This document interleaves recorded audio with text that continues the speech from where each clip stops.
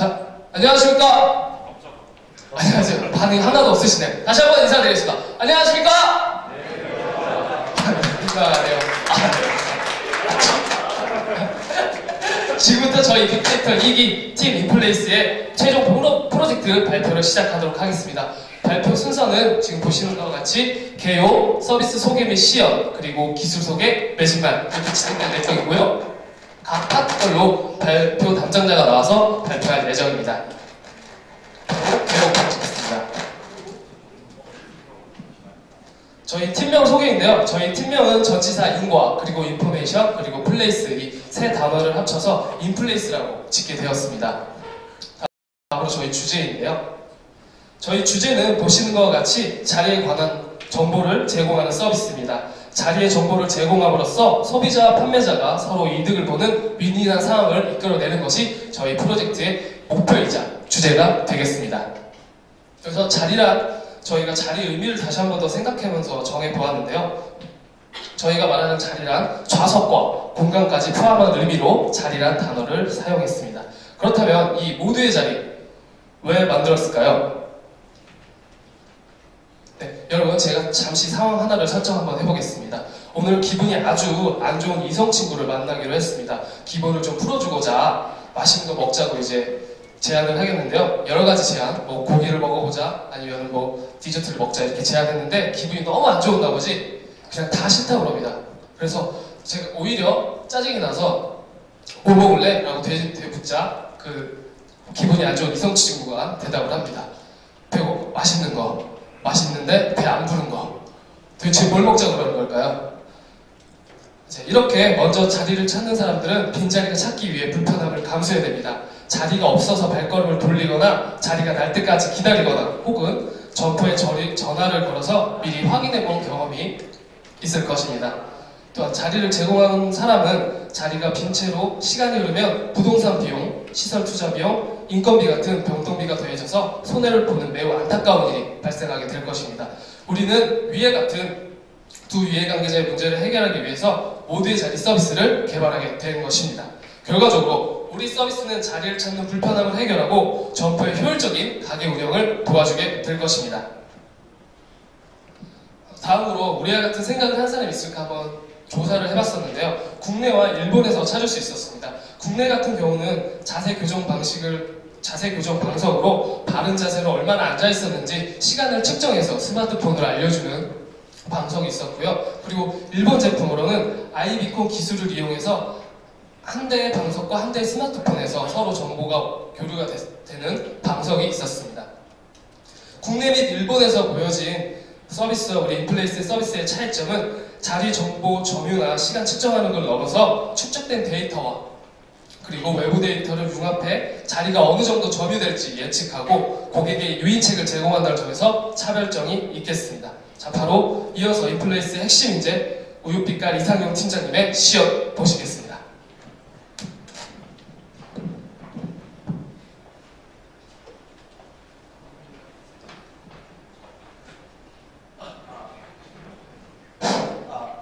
네, 서비스 소개 및 시연을 맡은 이상용 팀장입니다.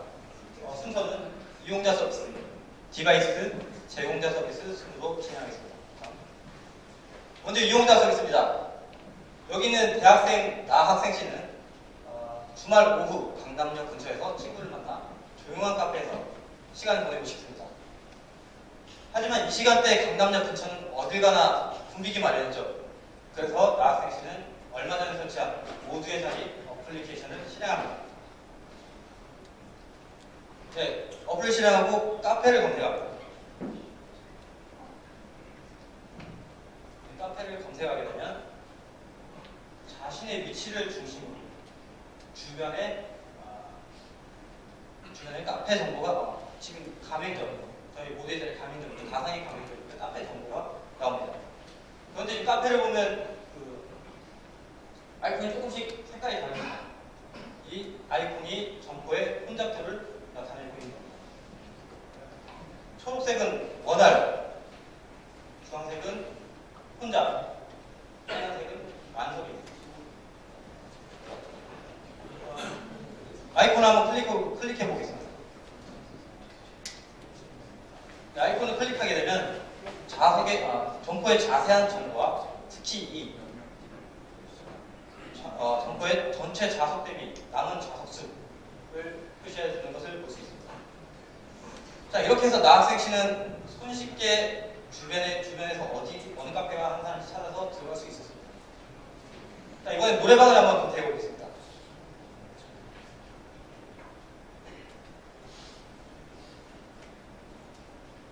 네, 노래방 검색하게 되면 주변의 노래방 정보도 볼 수 있습니다. 자, 어떠신가요? 이런 서비스가 정말로 상용화된다면 정말 편리할 것 같지 않나요? 그렇죠? 그런데 지금 보신 모두의 자리는 어떻게 이렇게까지 자세한 정보를 알 수 있었을까요? 그 비밀은 저희가 개발한 디바이스에 있습니다.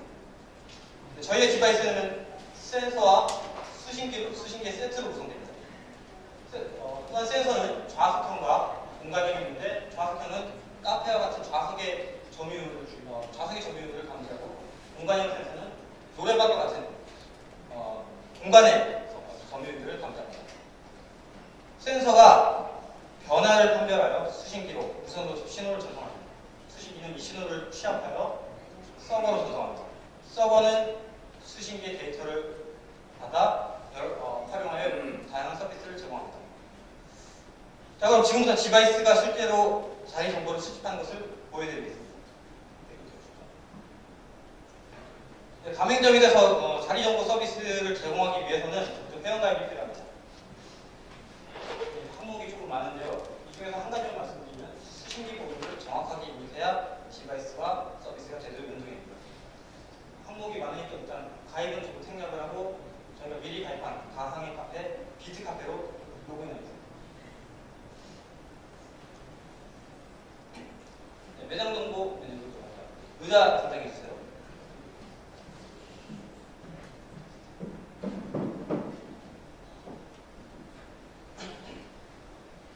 네, 지금 보시는 화면이 비트카페의 좌석 배치, 즉 강당의 좌석 배치를 나타내는 건데요. 여기 보시는 이 앞에 나 있는 의자는 여기 맨 앞줄 첫 번째 아이콘과 연동이 되어 있습니다. 동작은 간단합니다. 고객이 없으면 초록색, 고객이 있으면 흰색으로 나타납니다. 자, 식달된 조교의 시범을 한번 보시겠습니다. 조교 앉으세요. 하나, 둘, 셋.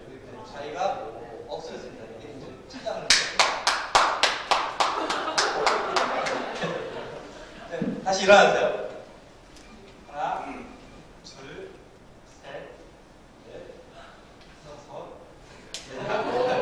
자리가 다시 비었습니다.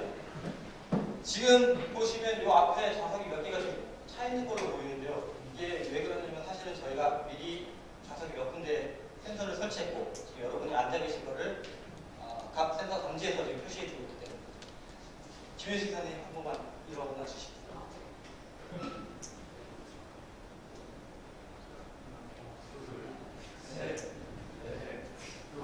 네, 제대로 반영이 되고 있죠.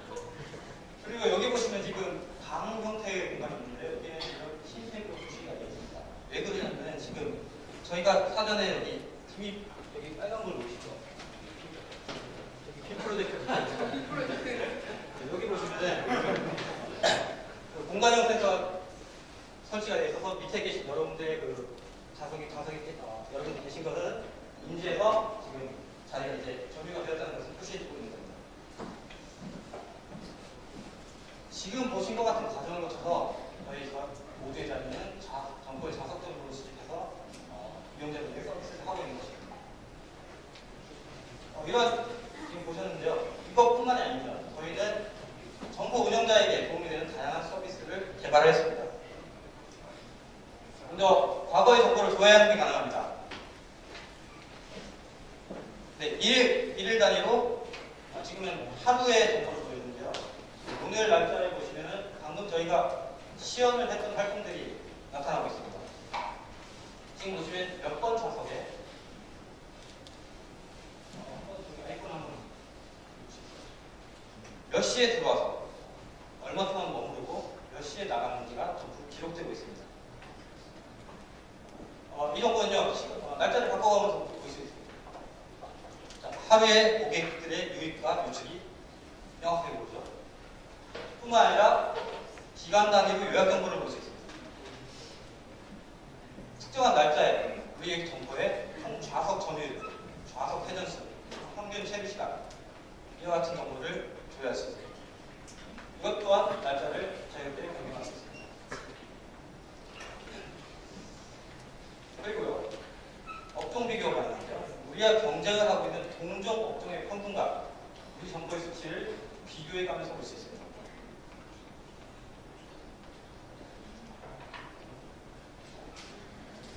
지금 정보조회 서비스를 보셨는데 이러한 정보는 어디에 도움이 될 수 있을까요?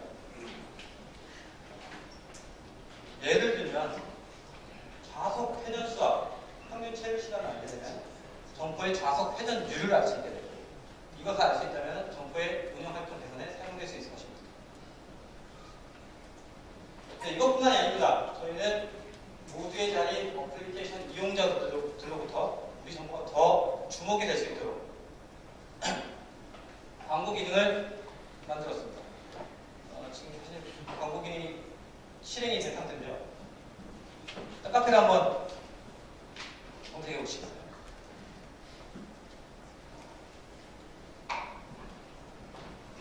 지금 보시면 다른 아이콘들은 전부 굉장히 조그맣고 어떤 카페인지 잘 모르는데 지금 광고 우리 정부나 광고를 세팅하는 기존 아이폰의 4배로 크게 커지고 클릭을 하지 않고도 우리 정보명 그리고 좌석 편향을 정확하게 알 수 있습니다. 게다가 광고 문구도 마음대로 설정할 수 있습니다. 이번에는 그냥 안녕하세요라고 한번 입력을 해보겠습니다. 안녕하세요라고 바꾸면 새로 지금 보시면 이용자 화면에 반영되어 정보 운영주는 이용자들에게 정보를 전달하는 것이 가능합니다. 마지막으로 광고를 실시하는 것만으로 끝나는 것이 아닙니다. 저희는 이용자들이 어플리케이션에서 검색을 하고 클릭을 하는 모든 활동들을 기록을 하고 기록을 통해서 클릭률을 산출하고 산출된 클릭률을 비교해서 광고를 실시하기 전과 광고를 실시한 후 얼마나 많은 변화가 있을지 그리고 얼마나 많은 효과가 있을지 측정하고 있습니다. 또한 날짜 단위로 얼마나 검색이 됐고 얼마나 클릭이 됐는지 날짜 단위로 조회할 수 있습니다.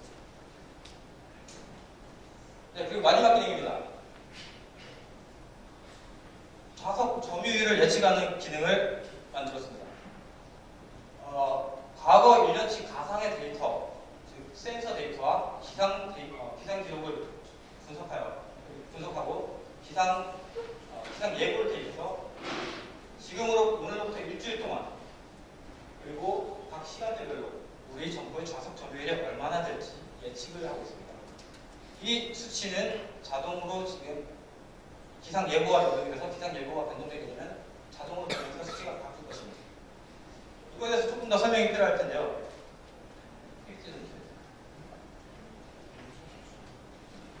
저희는 일단 좌석 점유율에 어떤 요인이 영향을 많이 미칠까 생각했을 때 날씨가 영향을 많이 미치지 않을까 생각을 했습니다. 그래서 중요한 변수로 기상 기록을 사용할게요. 서비스가 실행되고 있는 동안에 저희 시스템은 센서 기록을 지속적으로 축적하고 기상 기록을 전부 저장하고 있습니다. 그리고 저장된 데이터를 분석한 결과를 도출합니다. 그리고 분석을 통해 나온 시계 몇 가지 변수를 입력해서 좌석 점유율을 예측하고 있는 것입니다. 여기서 분석 방법으로는 정확하게 세기 분석을 사용하고 있는데요. 정확하게 말씀드리면 다중 직선 세기 방식을 사용하고 있습니다. 사실 이 방법 말고도 시계 분석이나 곡선 세기 분석 등 많은 분석 방법이 있는데 지금 저희가 입력한 데이터가 사실은 실제 데이터는 아니고 랜덤함수로 발생시킨 데이터라서 사실 분석으로서 의미를 도출하는 건 어렵습니다. 그래서 향후에 더 많은 실제 데이터가 사용되면 더 좋은 분석과 예측을 실행할 수 있지 않을까라고 생각을 합니다. 이상으로 서비스 소개 및 시연을 마치겠습니다. 다음으로 기술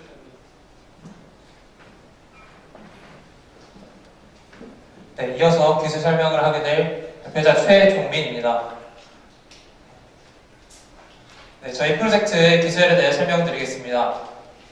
저희는 아까 팀장님께서 설명하신 자석형, 공간형 디바이스가 앞전 센서와 인체 감지 센서를 사용하여 사람의 이제 존재를 파악하게 됩니다. 이 좌석형 같은 경우에는 아까도 말씀드렸다시피 카페 같은 곳에서 이용할 수 있고, 이 공간형 같은 경우에는 노래방 같은 곳에서 이제 이용할 수 있습니다. 앞전 센서와 이제 인체 감지 센서가 사람의 존재를 파악하게 되면 다음 이런 신호들이 수신기를 거쳐 웹 서버 그리고 데이터베이스에 저장하게 됩니다. 다음 이때 수신기는 에크 메시지를 센서로 보내게 되는데 이 센서는 에크 메시지를 정상적으로 받게 되면 통신이 마무리됩니다. 하지만 에크 메시지를 정상적으로 받지 못하게 되면 이 센서들은 다시 수신기로 계속해서 신호를 발생하게 됩니다. 이때 저희가 아두이노를 사용한 이유는 저희가 실제로 라즈베리 파이를 사용한 결과 아두이노가 신호를 처리하는 데 더 속도가 빠른 것 때문에 아두이노를 사용하게 되었습니다. 이렇게 웹서버는 수신기와 네이버 날씨를 플러링 같은 것들을 토대로 점포 운영자에게 실시간 좌석 정보, 좌석 통계, 광고 효과 측정, 점유율 예측 등의 서비스를 제공하게 됩니다. 들어가 주실까요? 이용자들 같은 경우는 어플리케이션을 통해서 점포 위치, 그리고 현재 얼마나 혼잡한지에 대한 혼잡도, 광고 등에 대한 서비스를 받게 됩니다. 다음. 네, 저희 디바이스는 아두이노를 제어하기 위하여 시어너를 사용하였고, 웹부 부분에서는 HTML, 자바스크립트, CSS, PHP 등을 서브라임 텍스트를 이용하여 사용했습니다. 분석 부분에서는 이제 파이썬을 사용하였고, 클라이언트들이 이용하는 모바일은 안드로이드를 이용하였습니다.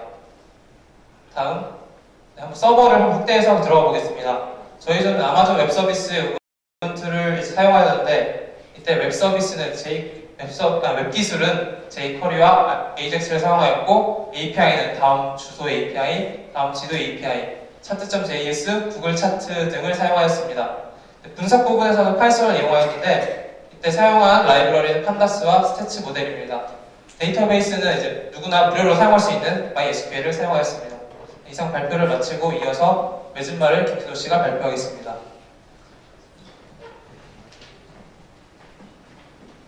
네, 안녕하세요. 매진말을 맡게 된 김진호입니다. 매진말에서는 활용 가치와 보안점에 대해서 말씀드리겠습니다. 저희 모두의 자리 서비스는 앞서 말씀드린 카페, 노래방 외에도 자리가 있는 곳 어디서든 활용이 가능한 서비스입니다. 예를 들어 사업장 코스와 연동하여 매출과 이용자 수의 데이터를 수집하게 된다면 더욱 정확한 예측 서비스를 기대하게 될 수 있을 것입니다.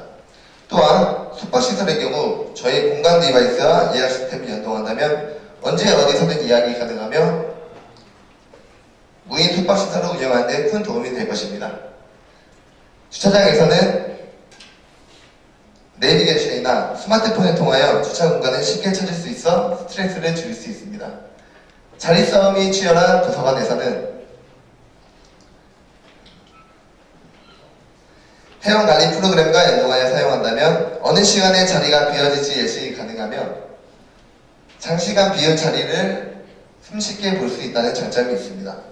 지금 제가 소개해드린 곳 이외에도 자리가 있는 곳 어디서든 새로운 디바이스를 개발하여 연동한다면 자리가 있는 곳 어디서든 활용이 가능한 서비스입니다.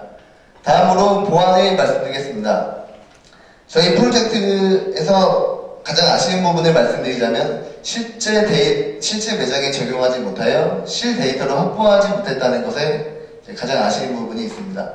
그로 인하여 다양한 데이터 분석 기법과 분석 결과에 대한 검증을 실시하지 못한 것이 저희 팀원들 모두 아쉬워하는 부분입니다. 그래서 느끼게 된 점은 프로젝트를 진행할 때는 필드 테스트를 통하여 실 데이터를 확보하는 것이 가장 중요하다고 생각합니다. 다음으로 팀원 소개를 하겠습니다.